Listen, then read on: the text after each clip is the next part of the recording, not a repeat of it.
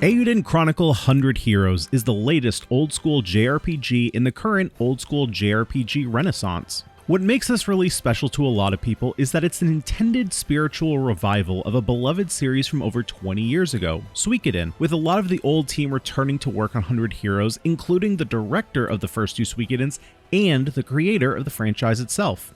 For myself though, I have never played a Suikoden game. I have no nostalgia for this series. So for me, when I heard that a new turn-based old-school RPG was releasing this spring, touting a roster of over 100 heroes to collect, I still got excited because even though I don't have any ties to the series, JRPGs, and more specifically turn-based JRPGs, are still my favorite genre of game to play. At the very start of my almost 50-hour playthrough, I was having a lot of fun getting to know the world, learning the combat system, and exploring to find new companions to recruit to join my cause. Once I got to around the 20-hour mark, however, I noticed that some of the cracks were starting to show. Don't get me wrong, I'll say it up front. I don't think Eiyuden Chronicle is by any means a bad game. But do I think it's a great game? That's a bit harder for me to say. The promotional material leading up to the release had everything for me to say that I should have loved this game, but due to a number of flaws that we'll discuss, I feel that Eiyuden Chronicle comes up just short of being great. You'll begin your journey as Noah, a young adventurer on his first day as a member of the local militia group called The Watch. Your first mission? Assist an Imperial Special Tasks unit and explore a nearby ancient ruin in search of a powerful magical device, a primal lens, for the Chaldean Empire and a man called Dukes Aldrich. Surely he won't use this powerful magic for evil, right? Fast forward 6 months and yep, he used it for evil. All in all, the story is something all too familiar with JRPG fans. A young protagonist with little experience gets thrown into a situation that goes well above his head and then proceeds to continue having people with way more experience than he piling on more demanding situations because, well, he's the main protagonist. The vast amount of characters you'll meet and be able to bring along with you, however, will alleviate and add some much needed freshness to the cutscenes. Heroes you add to your party will be visible in cutscenes and even interject much more often than I expected with actual contextual lines, not just one or two word generic lines that can be thrown in any number of places. Character personalities were quite varied, and some characters would even change their demeanor when speaking with characters they might share a previous connection with. Character designs and their dialogue, of which all is voice acted, was top-notch, with only an exception or two. But I couldn't help but feel that the actual protagonist of the story should have ended up being Sane. For what it's worth, Sane, and even extending further to Marissa, see very little time as a primary role player in the story, which I found kind of odd given how the game marketed these two as being headlining heroes. Noah is without a doubt what most people will probably think of as a default anime or JRPG protagonist. He's your run-of-the-mill, almost adult who left home to get stronger and learn about the world. He's kind-hearted, naive, always willing to lend a helping hand to those in need, and has way too much trust placed in him. I couldn't help but feel he was almost too simple. I found myself saying his lines before they even popped up on screen because they were almost too predictable. Sane, on the other hand, is the second-born son of a high-ranking imperial family who swept through the academy and was put in command of his own company at a young age. People will often confuse his tact and flat demeanor as being cold-hearted, but he has strong guiding ideals and principles and will fight for them even if it means rejecting those around him that were supposed to always be there for him. Even he does not see his path before him as being just black or white. It might have been harder to justify everyone immediately jumping on the bandwagon to join your cause when Noah has the whole everyone immediately likes you and wants to join your cause vibe going on. And it could be that the goal was to have a protagonist that doesn't outshine the larger main character that is the full cast. But inevitably, with over 100 characters in the game, there's sure to be stories that people want to get more out of that there just wasn't time to explore.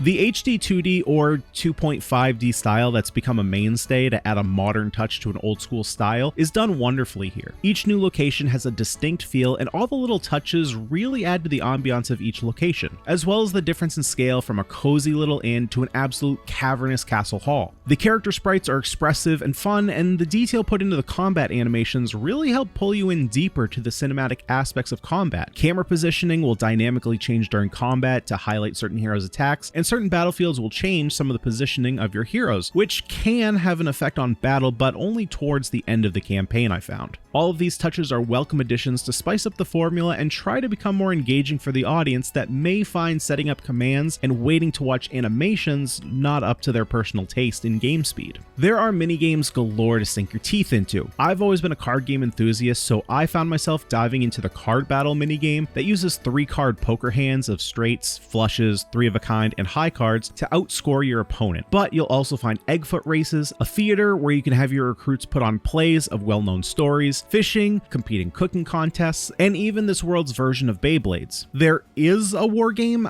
I'm gonna kind of consider a minigame where you command your full army from an aerial perspective on the battlefield. But if I'm being honest, I found these to be no more than a glorified cutscene. I could just walk my troops in a straight line at the enemy and always won. Half the time, you didn't even have to win based on the victory conditions provided at the start. The enemy just retreated and said I won. And there's no need to worry about endless grinding for levels, a common frustration point in this specific genre of game. Most importantly, because of the massive cast and requirements to sometimes use heroes that you haven't been regularly using, significant bonus XP is provided to heroes that are underleveled and will catch up after only a few battles. Accessories can be found to even further experience growth, a very nice addition provided so that progression never feels like you're up against a wall. But let's return to and talk about that old school JRPG style. That, unfortunately, isn't always a positive thing. Quality of life improvements can be extremely telling if a game is going to stand the test of time or be looked back upon as a game of its time. I remember when controllers first added joysticks, but game developers hadn't fully figured out 3D camera controls, so a lot of games still use the shoulder buttons to swing the camera around. Guidebooks were standard back 20 years ago. You pick up the latest Pokemon game or Legends of Zelda, The Wind Waker,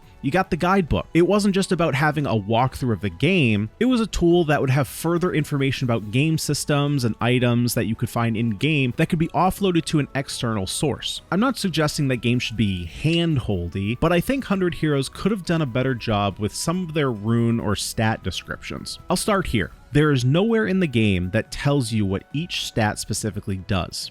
Each hero has specialized stats of power, magic, dexterity, speed, physical defense, magical defense, and luck. Most of these are commonplace stat names and are self-explanatory, like physical defense and magical defense. Some, though, like dexterity and luck, commonly have fluid uses. Dexterity, for example, has had games where it determines range damage from bows or crossbows, or is just a general damage stat for rogue or archer-style characters. I've talked with people online who suggest it increases dodge chance, but doesn't it make more sense that evasion is tied to luck? The in-game item that improves your dexterity is called Rune of Skill, but the only mention of skills in the game is the specialized rune attacks that some heroes get. So does it increase the damage of those attacks? I would think the damage calculation would come more from power or magic.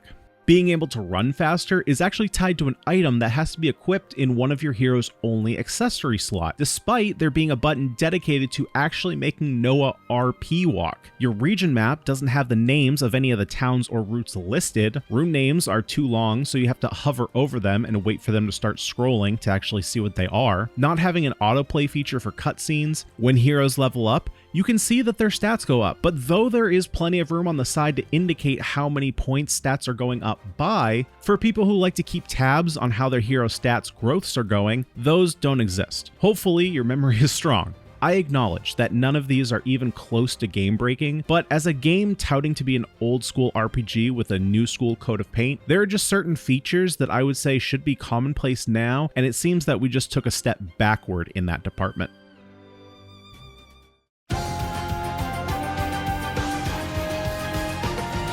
Combat is turn-based and consists of your own selection of 6 of your favorite heroes and can also include a support hero that might provide an effect before or after combat. Combat flow is perfectly acceptable. No hero has a laundry list of skills, so selecting the attacks you'll use on each of your turn doesn't take an eternity, even when deciding amongst 6 units. A timeline of the upcoming turn is displayed at the top of the screen and shows the order of how all attacks will play out. It's important to keep this in mind as some attacks will change where in the order your heroes attack, and since you have to select your entire team's actions at the same time, can change the effectiveness of some of your skills. During combat, you'll have 3 resources to maintain: MP, the resource to cast spells, SP, to use rune attacks, and of course your health. SP restores 1 point every round, but heroes don't always start with the same amount at the beginning of combat, and as far as I could tell, it's random how much you start each combat with between 0 and 3 points. MP, however, to me is a huge drawback when it comes to combat and the dungeon formula and bosses in general. The only ways to refill your character's MP is to either rest at a town inn or use recovery items. It's not the most fun decision to have to try and escape a dungeon midway through to go recover MP, and MP recovery items can't be purchased until the very late game, so you'll be limited to the items that you find while exploring. Couple that with the high casting cost of most decent spells, and you'll burn through your MP in no time if you actually like using them. I can accept the fact that the developers likely wanted resource management to be a factor when it comes to how you go about slaying your enemies, but in almost all cases, it would be preferential to save all of your MP until it comes time to take down the boss. From what I've read, SP is new to the Suikoden series, so if I had to guess, the developers were worried about players feeling too strong if both of their resources could be replenished, even if it costs something to regenerate them. There are several times throughout the campaign where you'll have to fight multiple bosses in a row, and I sure hope you didn't spend all of your MP in the first fight, but if you did, good luck to you, because there won't be a warning if this is a one-off fight or more to come in sequence. I also want to talk about hero combos, as this was a major source of disappointment for me. Hero combos can be performed when a specific selection of heroes are included in your party, and each of those heroes have the required amount of SP. They'll power up and do a super cool, flashy animation, and then do some damage. Quite frankly, for the amount of time you'll have to take off from using each of the required heroes' rune attacks to save up for the hero combo, plus being forced to use certain heroes to execute a certain combo to, in the end, get slightly more damage than one normal attack, seems not exactly worth it. From what I've read on this,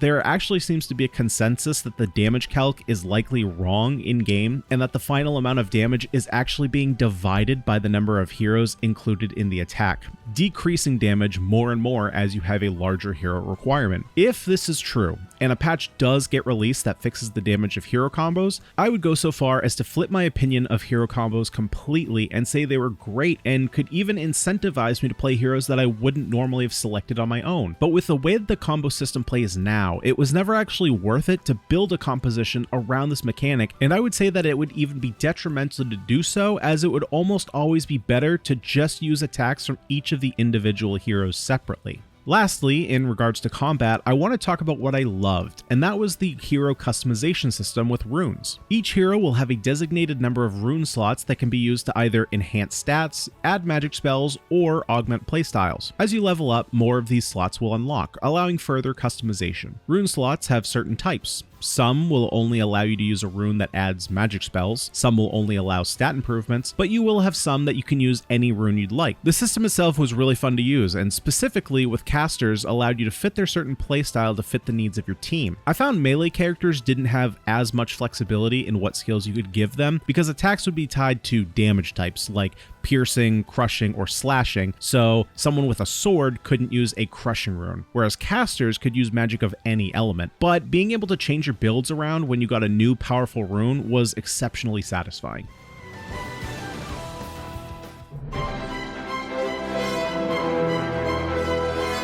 Eiyuden Chronicle 100 Heroes is a modern attempt at relighting the fire and excitement that a game of 20 years its elder could bring. But what Eiyuden Chronicle offers in terms of customizing your characters and a sprawling adventure to recruit the over 100 individual stylized heroes dispersed across the world, it lacks in a combat system flawed by an old school philosophy of resource recovery and poorly optimized restrictive combo attacks. Many hours will be spent retracing your steps, examining every single location for a hint of where another recruit can be found, with a minigame or 9 to distract you when you need a change of pace. Eiyuden Chronicle 100 Heroes has enough substance to justify spending up to 50 hours to complete its campaign, but is it enough to stand the test of time as did its predecessors? I suppose only time will tell, but in my opinion, Eiyuden Chronicle 100 Heroes is a good game with enough flaws to hold it back from being great.